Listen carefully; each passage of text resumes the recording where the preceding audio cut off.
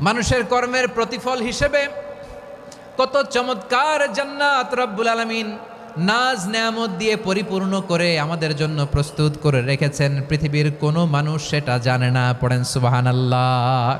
এটা যে কত সুন্দর, আমাদের আমলের প্রতিদান হিসেবে কত চমৎকার, fantastic, eye catching, fabulous paradise তিনি আমাদের জন্য রেডি করে রেখেছেন। এটা কেউ জানেই না, কল্পনাতেও আনতে পারে না। সুবহানাল্লাহ পড়েন। আবার হাদিসে কুদসিতে বিশ্বনবী ফরমান, রব্বুল আলামিন বলেন, আ'দাদতু লিইবাদিয়াস সালিহিনা মা লা আইনুন রাআত ওয়ালা উযুনুন সামিআত ওয়ালা খাতারা আলা কলবি বাশার।